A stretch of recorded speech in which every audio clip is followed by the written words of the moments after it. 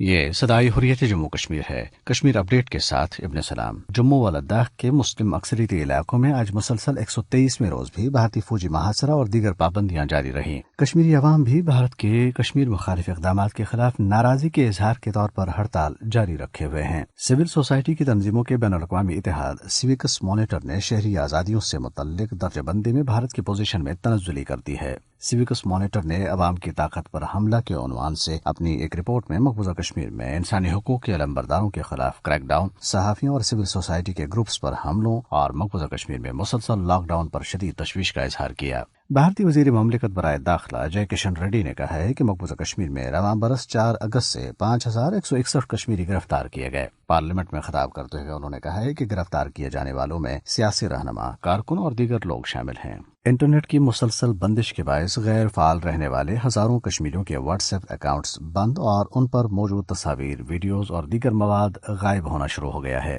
Face بک کے ایک ترجمان نے کہا ہے کہ یہ غیر فعال اکاؤنٹ سے متعلق واٹس ایپ کی پالیسی کا نتیجہ ہے۔ تاہم انہوں نے یہ نہیں بتایا ہے کہ اب تک کتنے کشمیریوں کے اکاؤنٹس بند ہو گئے ہیں اور کیا متاثرین کو اپنے پروفائلز دوبارہ بنانا ہوں گے۔ قابض انتظامیہ نے مقبوضہ کشمیر کے سابق کٹھ پتلی وزیر اعظم شیخ محمد عبداللہ کے آج منائے جانے والے 114ویں یوم پیدائش کے اجتماع پر پابندی لگا دی ہے۔ حکام نے ان کی قبر پر فاتح خانے کی درخواست مسترد کرتے ہوئے قبر کے علاقے کو خاردار تار لگا کر سیل کر دیا۔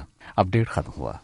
یہ ایک ناقابل تردید حقیقت ہے کہ مسئلہ کشمیر ایک انسانی مسئلہ ہے اور اس کا حل طاقت کے استعمال کے بجائے با مقصد اور نتیجہ خیز مذاکرات کے ذریعے سے ہی ممکن ہے، اور اب اقوام عالم بھی بھارت سے یہ مطالبہ کر رہی ہے کہ وہ اندھی طاقت کے استعمال کے بجائے مسئلہ کشمیر کے حل کے لیے پرامن ذرائع استعمال کریں۔ اس حوالے سے سنتے ہیں حریت فورم کے نمائندے اور حریت کانفرنس آزاد کشمیر شاخ کے رہنما سید فیض نقشبندی کی گفتگو۔